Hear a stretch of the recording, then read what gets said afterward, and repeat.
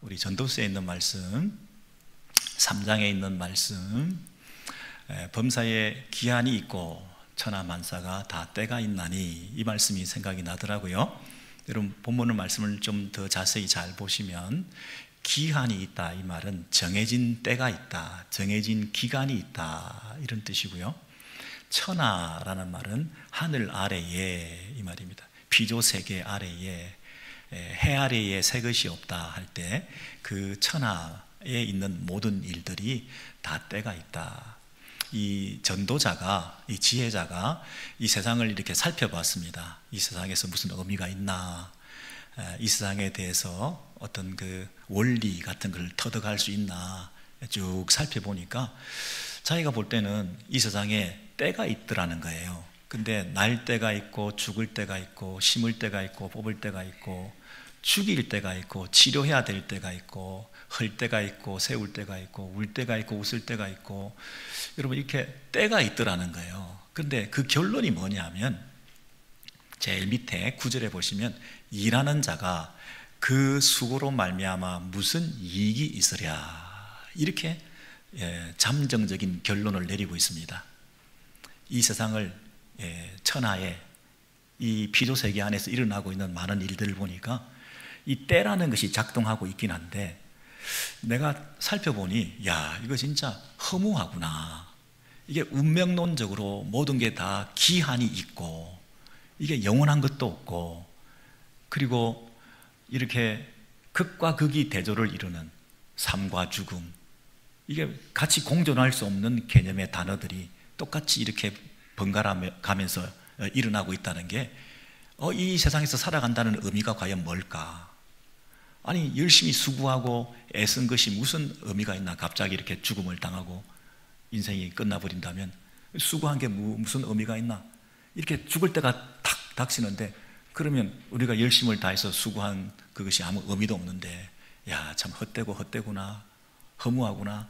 약간은 이 전도자가 이 결론적으로 말하기를 인생이 뭐 다 때가 있다, 그래서 아름답게 이렇게 받아들여지는 그런 태도라기보다는 지금 이 9절까지만 보면 결론이 이게 무슨 의미가 있겠냐, 우리가 열심히 일해가지고 수고하는 것이 아무 의미 없다, 그냥 다 운명론적으로 태어나면 죽게 딱 돼 있고 또 갑자기 죽기도 하고, 이런 일들이 반복될 때 내가 그 안에서 열심히 일한다는 것이 큰 의미가 없다, 이렇게 냉소적으로 비관적으로 세상을 보면서 허무주의에 빠질 뻔했는데, 조금 더 생각하고 조금 더 바라보다 보니까 이제 11절에 보시면 이런 말씀이 있습니다. 바로 그 9절 이어서 11절에 하나님께서 모든 것을 지으시되 때를 따라 아름답게 하셨고 또 사람들에게는 영원을 사모하는 마음을 주셨다 그랬습니다.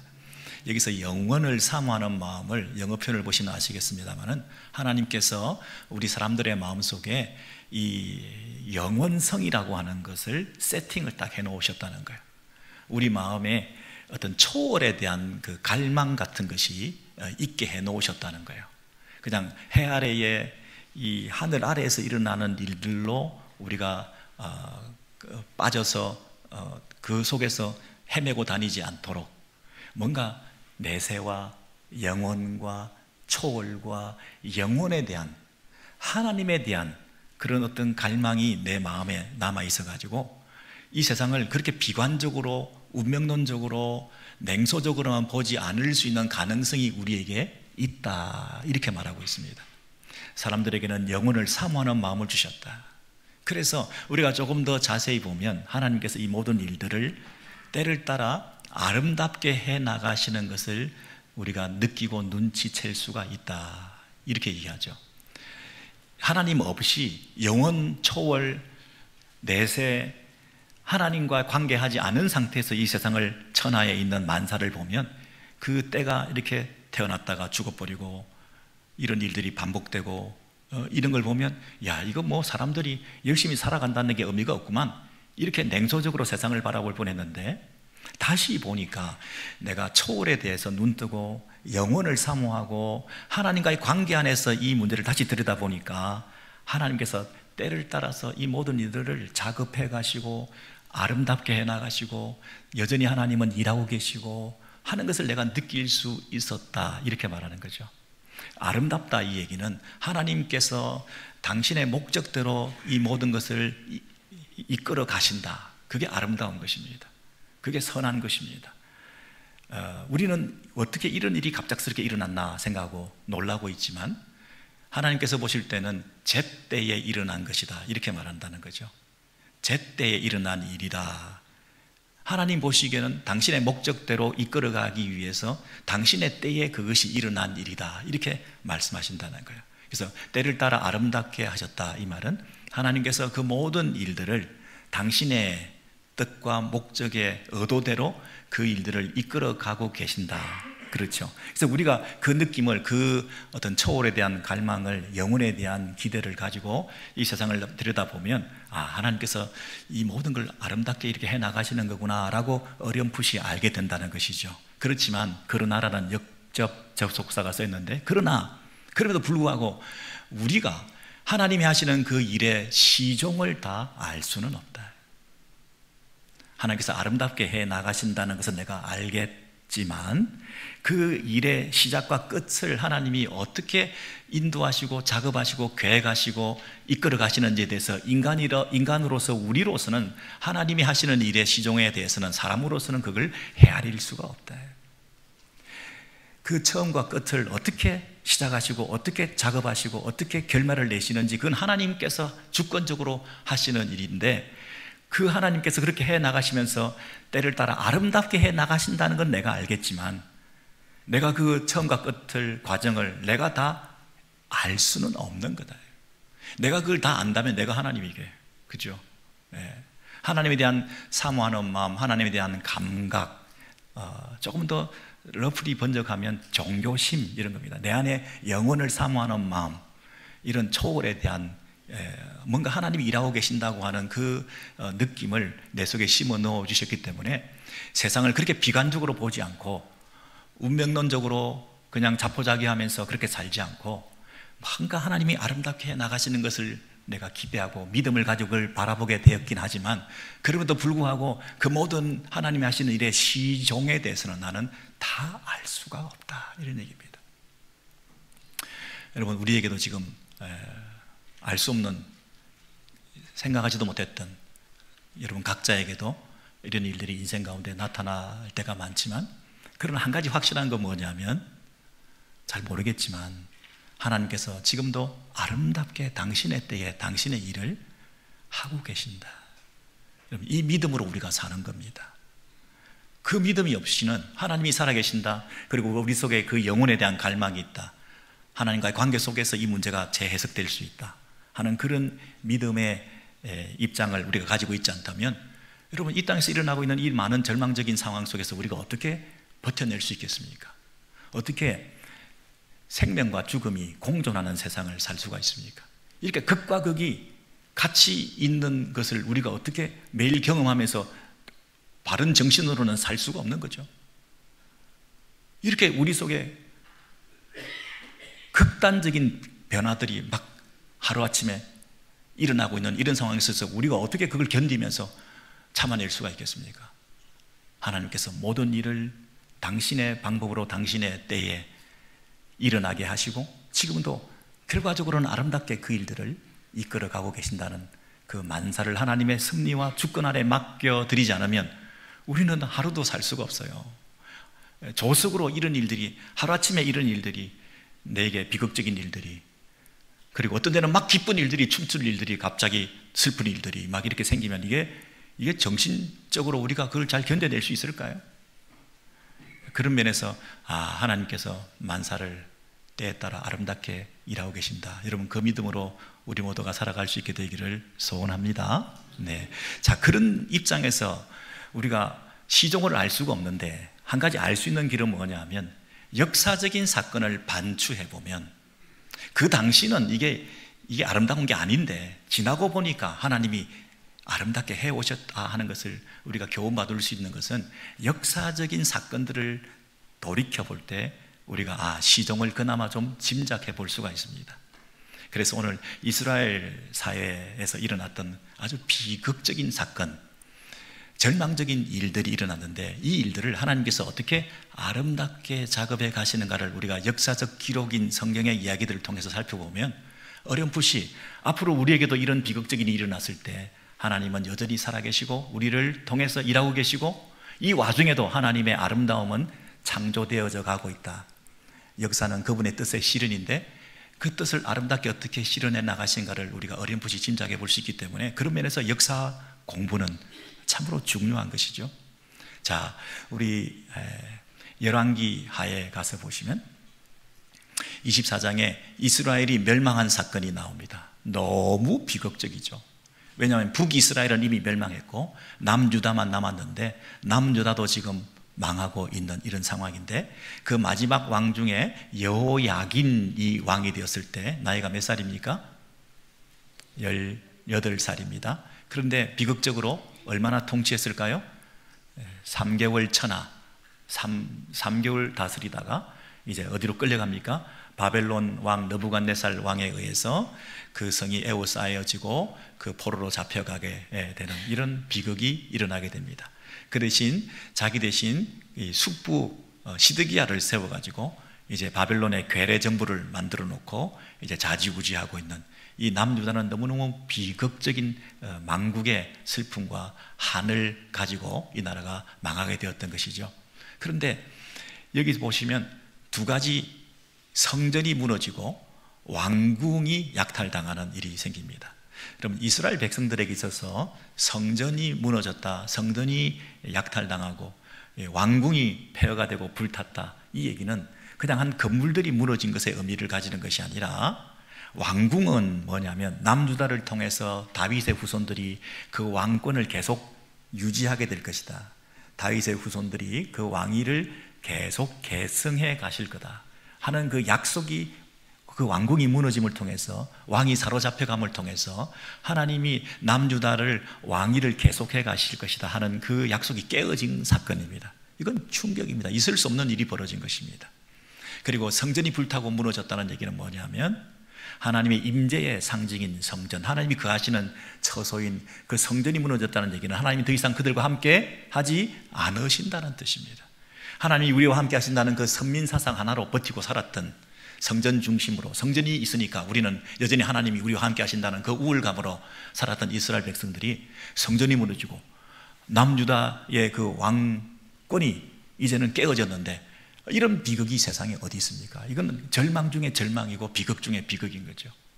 여러분, 이런 상황에 있는데 과연 하나님께서는 때를 따라 만사를 아름답게 해 나가실까요?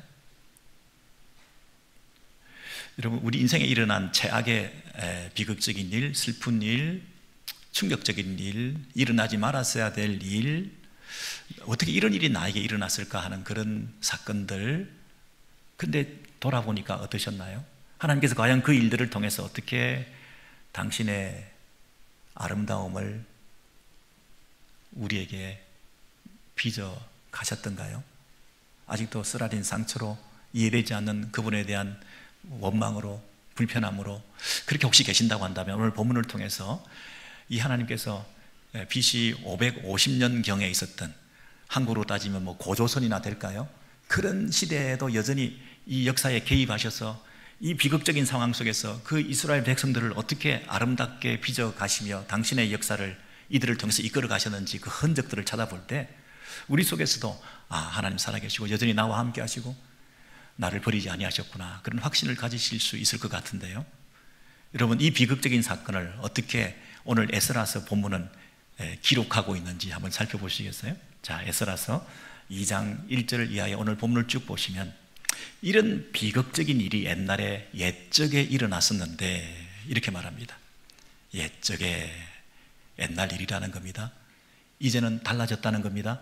하나님께서 이 일을 아름답게 해나가시는 하나의 과정 속에 이 본문을 담담히 기록하고 있는데, 바벨론 왕에게 사로잡혀갔던 자들의 자손 중에서 그랬습니다. 여러분, 1세대, 이민 1세대가 이제 거의 다 70년이 지나다 보니까 이제 죽었을 텐데, 이제 2세대, 3세대, 이민 2세, 3세대들 중에서 회복되어서 다시 예루살렘으로 도로 돌아왔다 하는 것은 엄청난 사건이죠.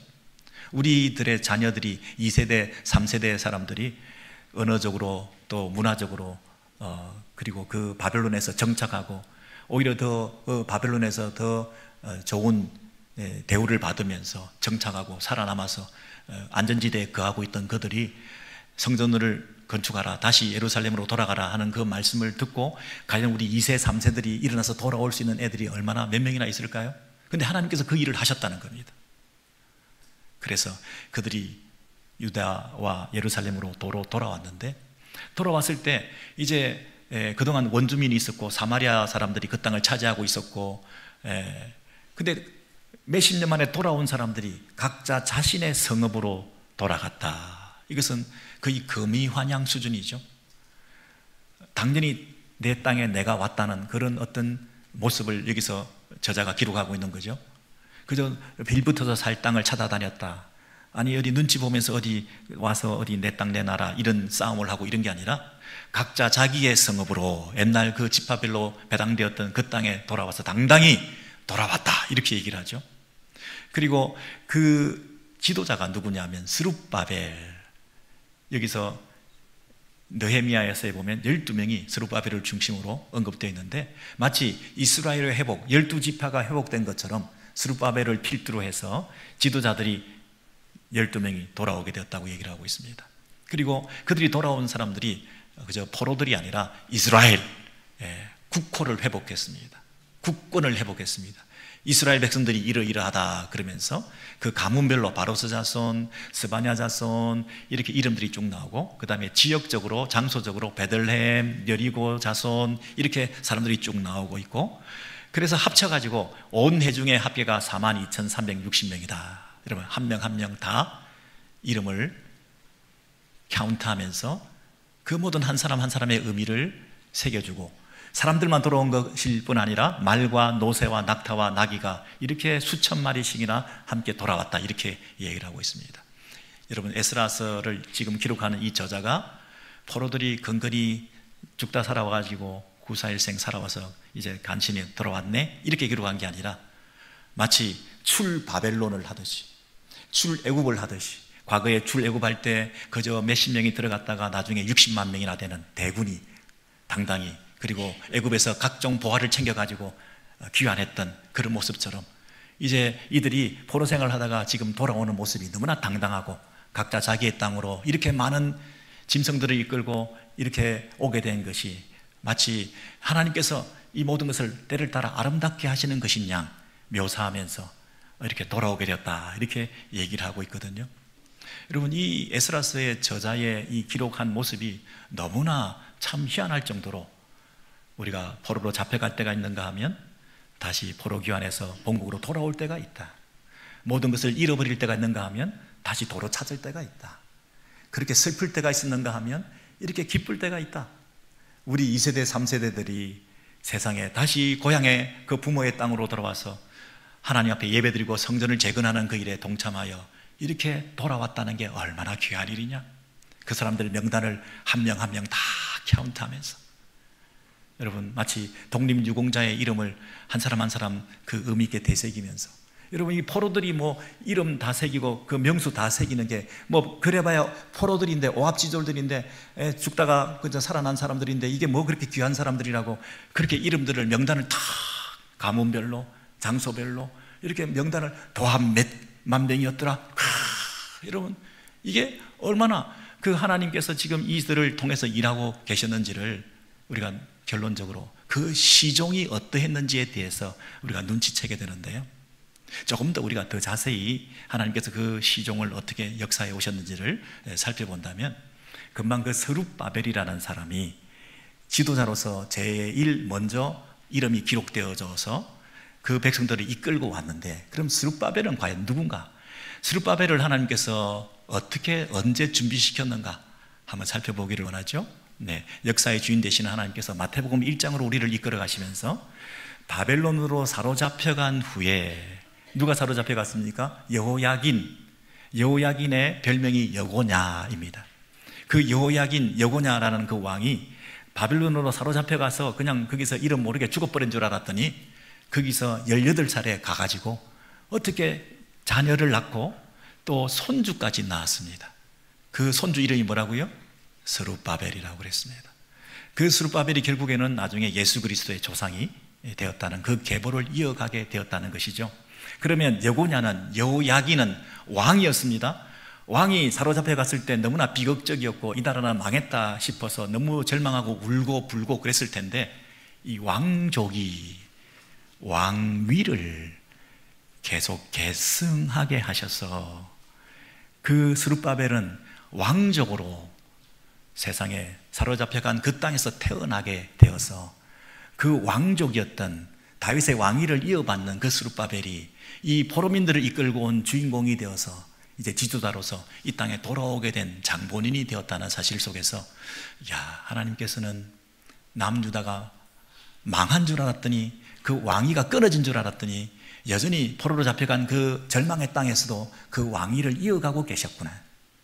여호야긴이 18살에 석 달만 통치하고 그 인생이 비극적으로 끝나고 그 왕권은 약화되어서 이제 이 나라는 완전히 망했다고, 지도상에 사라진 나라가 된 줄 알았더니 그 사라진 가운데서도 그 포로된 그 땅에, 바벨론 땅에서 자녀를 생산하고 손자를 낳고, 그래서 그가 스룹바벨이 되어서 하나님께서 준비하신 그 왕위를 이어가게 하심으로 하나님께서 다시 이 백성들을 돌아오게 하신 이 섭리가 하나님께서 때를 따라 아름답게 하시고, 그 시종은 우리가 헤아릴 수 없지만 하나님께서 그렇게 간섭하고 계셨구나. 여러분, 이게 앞으로 예수 그리스도가 오시는 데까지 그 왕위가 계승된다고 했는데요, 조금 더 보시면 열왕기하 25장 27절 이하에 보시면 그 여호야긴이 유다 왕입니다. 명색이 여호야긴 앞에 붙어있는 수식어를 보십시오. 유다의 왕이다. 그 여호야긴이 37년째 사로잡힌 때가 되는 날짜가 바벨론의 왕 에윌 무로닥이 즉위한 원년 12월 27일이었다. 여러분, 12월 27일 그 달과 날까지, 그리고 이 바벨론 왕이 즉위하게 된 원년이라는 걸 보면, 이 왕이 즉위할 수 있도록 왕권이 교체되고 이 바벨론의 왕이 새로 등극하게 된 것도 하나님께서 섭리하신 게 아닐까. 자기가 잘나서 왕이 된 게 아니라 국제 정세, 또 국내 정세, 투표와 백성들의 신임을 얻고 아니면 세습을 해서 왕이 된지 모르겠지만, 그러나 하나님께서는 원년에 이 일을 시작하셨다는 걸 보면 그때까지 기다리시고 그때를 빨리 오게 하셔서 37년째 되는데, 여러분 70년 만에 돌아오게 되는데, 그 중간쯤 되는 37년 때 이제 이 새로운 왕이 일어나가지고 그동안 잡혀있던 유다 왕 여호야긴을 이제 감옥에서 나오게 해주신다. 감옥에서 내놓을 뿐만 아니라 머리를 들게 하고 지위를 회복하고 명예를 복귀시키고 더 다른 왕들보다 더 탁월한 왕의 지위를 높여주고 죄수의 의복을 벗게 하고 왕의 양식을 먹게 하고. 여러분 보세요, 여호야긴이라는 사람이 37년 만에 포로로 잡혀간 지 그 비극적인 사람이었습니다.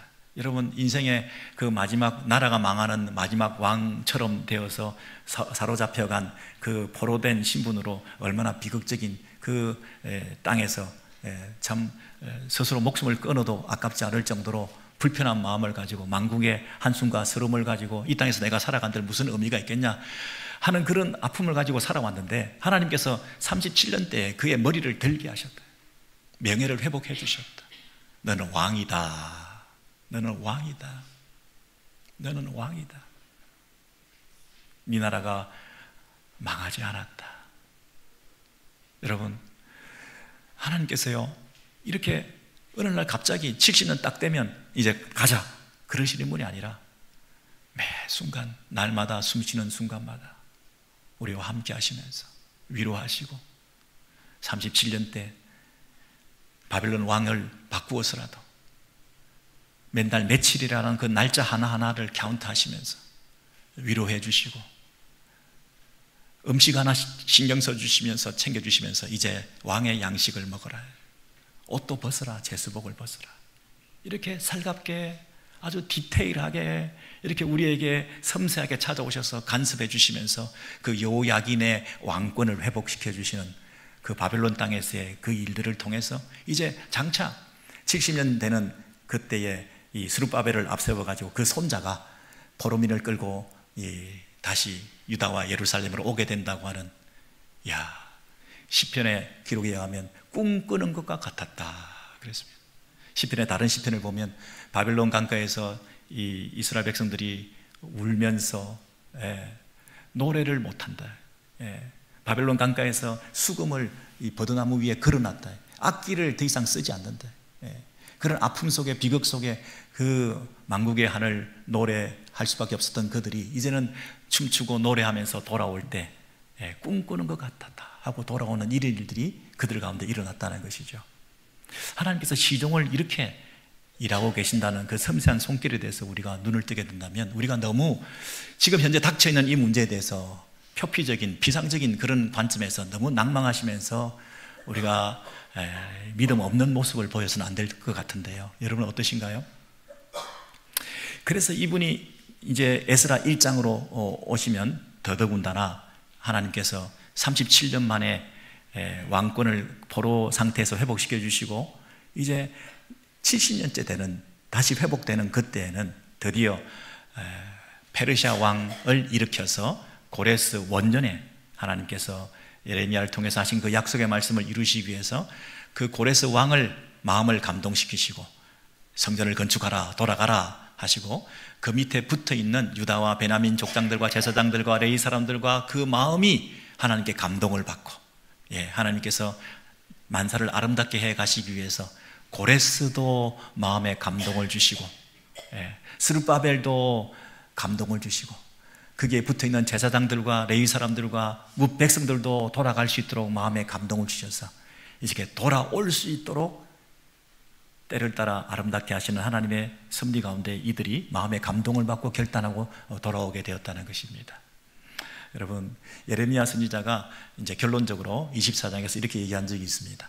너희들이 갈대아 바벨론 포로로 끌려갔다가 그 포로된 상태에서 좋은 무화과 같이 잘 돌보아지고 있다가, 그 땅에서 잘 돌보아지고 있다가 그들을 다시 이 땅으로 인도하여 드리게 될 때가 있다. 이미 포로로 잡혀가기 전인데도 하나님의 계획은 너희들이 갔다가 다시 돌아온다. 포로로 잡혀갈 때가 있고 회복될 때가 있고, 그리고 심을 때가 있고 헐 때가 있고 세울 때가 있고 뽑을 때가 있고 하는 이 하나님께서 섭리하시는 때가 있다고 하는 것, 이것에 대해서 너희들이 깨닫게 된다면 그들은 내 백성이 되고 나는 그들의 하나님이 된다는 그 관계를 드디어 이해할 것이다. 여러분, 하나님께서요, 우리가 이 일들을 통해서 하나님께서 만사를 주관하고 계시는구나, 이게 심을 때가 있으면 뽑을 때가 있고 뽑을 때가 있으면 다시 심을 때가 있고 헐 때가 있으면 다시 세울 때가 있고, 이 하나님이 하시는 이 만사를 주관하시는 이분이 계신다는 것을 우리가 제대로 알면 하나님은 우리 하나님이시구나, 우리는 하나님의 백성이구나, 이 신앙 고백을 통해서 그 하나님을 신뢰하고 살아갈 수 있게 된다, 이렇게 말을 하고 있는 것이죠. 여러분, 한번 결론을 내려보겠습니다. 저와 여러분은 충격적인 일을, 비극적인 일을 당할 때 자포자기하게 되기 쉽습니다. 그리고 우연이나 또는 재수가 없어서 또는 아니면 우리의 죄 때문에 이런 벌을 받아서 하는 이런저런 자책과 또 하나님이 하시는 일에 대해서 이해가 잘 되지 않기 때문에 어떻게 이런 일이 일어날 수 있나, 하나님이 살아계신다면 어떻게 이런 일이 일어날 수 있나, 이런 질문부터 시작해가지고 우리의 믿음이 떠나갈 때가 많습니다. 교회는 나오고 예배는 드려주지만 내 속에 생긴 이 의문에 대해서는 해결이 하나도 안 된 채로 하나님 앞에 볼멘 표정을 짓고 섭섭한 마음을 가눌 길 없고, 왜 남들은 저렇게 잘 형통한데 나에게는 이런 일들이 일어난 것에 대해서 불편하고 하나님에 대해서 삐져가지고 섭섭해가지고 그런 마음으로 평생 살아가면서 우리가 불신앙적인 행태를 보일 때가 많이 있습니다. 근데 여러분, 만사를 때를 따라 우리가 그 시종은 알 수 없지만 하나님께서 37년에 개입하시고 원년에 개입하시고 몇 월 며칠에 개입하시고 그리고 고레스의 마음도 감동시키시고 바벨론의 왕도 하나님께서 마음을 돌이키게 해주시고, 그동안 강압적인 정책을 쓰던 바벨론은 없어지고 식민지들을 향해서 유화적인 정책을 쓰면서 각자의 종교를 허락하고 심지어 성전을 건축하라고 물자까지 대주는 이런 왕으로 마음을 바꿔주기도 하시고, 그 마음이 이 감동을 받은 백성들이 스룹바벨을 앞세우고 돌아오기도 하고, 그래서 돌아와가지고 그 많은 것들을 내려놓고 성전을 건축하고 하나님 앞에 예배하는 그 일에 생명을 걸고 우선순위를 드리기도 하고, 그 안전지대에 거하면서 바벨론에서 살 수도 있었을 1세대면 몰라 2세대, 3세대들이 과연 그곳에도 정착하기 쉬웠을 텐데 부모의 신앙을 따라서 하나님의 부르심을 따라 다시 유다와 예루살렘으로 돌아온다는 이 극적인 반전, 이것을 아름다움이라는 단어 외에 다른 어떤 단어로 설명할 수 있을까요? 하나님이 하셨다고 하는, 때를 따라 하나님께서 아름답게 작업해 오셨다고 하는 그 하나님의 역사 개입이라는 사건, 이 사실 외에 어떻게 우리가 설명할 수 있을까요?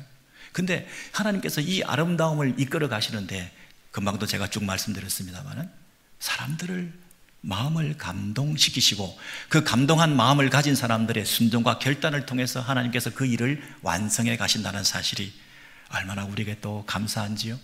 예를 들면 이런 겁니다. 자, 두 번째로 에스라 2장 26절 이하에 쭉 보시면 제사장들이 이제 돌아오게 됐는데 그 사람들의 숫자가 이렇게 1052명, 1247명, 그리고 1017명 이렇게 다 더하면 4280 몇 명 되네요. 4200여 명이 이렇게 돌아오게 되었습니다. 여러분, 제사장이 돌아왔고요, 그 밑에 보면 레위 사람이 돌아왔는데요, 레위 사람들은 이런 사람도 있고 저런 사람도 있는데요, 노래하는 사람들, 또 성전에서 수종 드는 사람들, 문을 지키는 사람들, 성전에서 문 지키는 사람은 굉장히 중요하거든요. 여러분, 근데 이 레위 사람들이 합치면 128명과 139명과 74명과 다 합치면 341명입니다. 그런데 아까 제사장은 4천여 명이 돌아왔는데 전부 다 합치면 44만 2천 명 정도가 되는데 한 10분의 1 되는 제사장이 4천여 명이 돌아왔다는 거, 굉장히 많은 숫자가 돌아왔습니다. 여러분, 제사장들이 생각할 때는 이제는 내가 내 직무를 감당할 때가 왔구나, 그런 생각을 했겠죠. 왜냐하면 바벨론에서는 뭐가 없습니까? 성전이 없습니다. 성전이 없는 제사장은 할 일이 없는 사람들입니다. 할 일이 없는, 성전이 없는 그 바벨론 땅에서 이제 성전을 건축하러 가자 했을 때 마음에 동기부여가 된 거죠. 가자. 내가 제사장 자손이지. 내가 여기서 앉아고 다른 일을 하고 있을 게 아니라 그 부르심에, 소명에 걸맞는 내 직무를 감당해야지. 이제 때가 왔구나. 그런데 그곳에 가면 성전이 버젓이 있는 게 아니라 성전 없어. 다 무너져 있어. 그럼에도 불구하고 믿음으로 가서 성전을 재건하면 내가 그 성전에서 수종될 그날을 생각하면서 내가 제사장으로서 직무를 감당하기 위해서 내가 여기 있는 거 다 버려놓고 내가 가야 되겠다 하고 따라 나선 사람들이 4천여 명이 되었다는 거예요. 원래는 수만 명이 있었겠지만 그 중에 4천여 명이 따라 나섰다는 거예요. 이 마음에 감동을 입은 사람들이 아직 성전이 완성되지도 않았지만 그곳에 가서 성전에서 수종 들고 백성들을 위해서 예배드리는 일에 내 직무를 감당하기 위해서 우리 집안이 제사장 집안으로 부름받았다는 그 직무에 충실해서 그 소명의 눈을 뜨고 결단하고 돌아왔다는 것입니다. 근데 그에 반해서 레위 사람들은 341명밖에 안 돌아왔다는 얘기는 뭐냐면 상대적으로 제사장에 비해서 그렇게 대접받는 직무들이 아닙니다. 여기서 지금 정착했는데 이 정착한 이곳에서의 안정된 자업을 버려두고 성전에 돌아가 가지고 성전도 없을 뿐더러 성전이 재건된다 하더라도 제사장 밑에서 수종들은 그런 고생은 고생대로 하고 대접은 적게 받는 그 레위 자손으로서의 직무를 감당한다는 것은 그렇게 달가운 일이 아니었습니다. 그러니 300여 명밖에 따라오지 않았습니다. 그런데 따라온 이 341명은 얼마나 귀한 사람들입니까? 내가 여기에 바벨론 땅에서 이렇게 안정된 다른 일들을 살아가고 있는 이 일들을 버려놓고 그래도 소명대로 내가 제사장들을 섬기면서 성전에서 수종드는 그 귀한 일, 내가 문지기로서 노래하는 사람들로서 성전에서 여러 그릇들을 다루는 그 일들을 위해서 내가 그곳에 가야 제사장들이 역사를 하고 자기의 기능을 다할 수 있고 성도들이 예배들을 이루어 와서 모든 백성들이 예배를 정상적으로 드리는 일에 내가 그렇게 쓰임받을 수 있는 레위인들이라고 하는 그 한 사람 한 사람의 그 작은 일에 충성하는 그 직무를 감당하기 위해서 내가 돌아가야 된다. 안정보다 믿음으로 돌아온 사람들, 그리고 대접받는 것보다 소명에 충실해서 돌아온 사람들, 이런 사람들이 있었기 때문에 이 예배는 회복될 가능성이 있고, 이제 하드웨어가 아무리 잘 구축된다 하더라도 그 안에서 작업하게 되는 이 사람들의 맨파워가 없다고 한다면, 헌신되고 하나님 앞에 드려지는 이런 신실한 종들이 없었다고 한다면 그물만 덩그러니 세워놓으면 뭐 하겠습니까? 이렇게 돌아온 제사장들과 이렇게 돌아온 레위인들이 있었기 때문에 여러분, 이 공동체가 이제 의미가 있고 하나님께서 아름답게 하시는 일에 수종된 종들이 된 거죠. 여러분, 다 감동을 줬지만, 다 부름을 받았지만 다 돌아오지 않았다는 사실에 대해서, 하나님께서 아름답게 하시는 그 일에 수종들과 함께 동력할 수 있는 그 하나님의 부르심이 있을 때, 여러분의 마음에 감동을 받았을 때 과연 여러분은 어떤 반응을 보이시나요? 어떤 반응을 보이시나요? 여러분, 어떤 반응을 보이시면 지금까지 살아오셨나요? 인생이 과연 아름다울 수 있는 이유는 뭘까요? 여러분의 인생을 아름답게 갖고 갈 수 있는 비결은 뭘까요? 하나님이 아름다운 역사에 동참하는 것이 우리 인생이 가장 아름다움 아니겠습니까? 안주하고 물질을 추구하고 명예를 추구하고 얼마나 대접받는가에 따라서 내 헌신과 내 충성과 순종을 유보하는 그런 태도를 취하며, 조금 더 대접 잘해주는데, 조금 더 대우 더 잘해주는데 우리의 마음을 뺏겨서 그렇게 레위인들이 살았다면, 제사장들이 살았다면 과연 이 성전의 예배는 회복되었을까요? 여러분, 결정적으로 더 중요한 사람들이 하나 있는데, 마지막으로 에스라 2장 68절 이하에 보시면 어떤 족장들이, 모든 족장들이 아닙니다, 어떤 족장들이 여호와의 성전터에 이르러 무너진 성전, 폐허더미에 있는 그 성전에 가서, 불타버린 그 성전의 터 위에 가서 눈으로 딱 보니까 다 무너져 있는 그 성전을 보면서 마음에 어떤 생각이 들었냐면, 다시 건축해야 되겠다. 다시 건축하기 위해서 필요한 것은 말로만 되는 것이 아니라 내가 가진 예물을 드려야 되겠다. 그 예물을 기쁘게 드려 그냥 적당히 체면만 치레한 것이 아니라 힘 잘하는 대로 그것을 드리는 종들이 있었기 때문에 금이, 은이 이렇게 많이 금고에 쌓이게 되었고, 이것을 마중물로 해서 하나님의 성전을 세워지는 일에 크게 공헌했던 몇몇 사람들, 헌신된 종, 마음에 감동이 있을 때 순종했던 사람들에 의해서 하나님의 아름다움에 동참했던 사람들이 가장 아름답게 빛나는 인생을 살았다고, 그렇게 이 본문은 얘기하고 있지 않습니까? 집에 금을 많이 쌓아놓은 사람이 아름다운 사람이 아니라 그 금을 하나님 앞에 하나님의 일을 위해서 내어놨던 사람들이 가장 아름다웠노라고 얘기하고 있지 않습니까? 그런데 마지막에 보시면 제사장의 옷이 100벌이었더라 그랬습니다. 여러분, 성전이 지금 폐허가 되어 있고 건물도 없는데 벽돌이나 뭐 건물 자재나 이런 걸로 갖다 바치고 헌물해야 될 판에 지금 성전도 없는데 예배가 아직 일어나지도 않았는데 그 예배 안에서 일어나게 될 제사장의 옷을 100벌이나 바쳤대요. 예배에 대한 갈망이죠. 예배 회복에 대한 진심 어린 표현이죠. 제사장의 옷을 바쳤다. 금이나 은을 바친 것도 귀한 일이지만 그 성전이 재건되었을 때 예배 회복의 그 갈망을, 간절한 바람과 기대를 가지고 빨리 이 일이 일어나면 좋겠다. 여러분, 물질의 축복을 받는 것보다 예배 회복에 대한 기대를 더 가지고 있었던 사람들, 내가 안정된 곳에서 대접받는 것에 좌우되지 않고 내가 가야 될 그곳에 내 직무를 감당하는 그 사명을 가지고 뛰어갔던 제사장들과 레위인들, 안정된 그 바벨론 땅에서 2세대, 3세대들도 그 예루살렘으로 돌아가서 성전을 복구하는 그 일에 마음의 감동을 받아 동참했던 그 일들을 통해서 하나님의 때를 따라 아름답게 하시는 그 역사가 완성돼 가고 있었던 것이죠. 저와 여러분은 어떤 인생을 살아가고 계신가요? 지금 마음에 감동이 있을 때 여러분은 어떤 태도와 반응을 보이시는가요? 물질을 쌓아놓음으로 추구하는 그 안정감이 아니라 물질을 하나님을 위해서 내어놓음으로, 하나님 나라의 싸움으로 내 인생의 가장 아름다움을 살아가는 그 인생이 지금 하나님께서 우리에게 기대하는 것 아닐까요? 모든 사람이 마음의 감동을 받는다고 해서 순종하는 것은 아니었다는 것, 오늘도 우리에게 말씀하시면서 여러분들에게 마음의 문을 두드리시고 노크하시면서 컴포트 존에서, 안전지대에서 일어나라. 믿음의 귀한 명령에 순종해라. 물질 축복보다 예배 회복의 인생을 걸어라. 우리가 소명과 우리의 직분의 감당함을 통해서 세상에서 어떤 다른 대접을 받고 교회 안에서 어떤 제사장이나 뛰어난 목회자나 앞에 서 있는 직분자들이나 이런 사람들보다 더 대접을 받지 못하고 상대적으로 인정을 받지 못하는 사람이라 할지라도 각자가 자기 해야 될 일들을 감당해서 그 하나님의 아름다운 역사를 일으키는 데 함께 동력해 나가시는 우리 모두가 되시기를 주의 이름으로 소원합니다. 자리에서 일어나셔서 함께 찬양하겠습니다.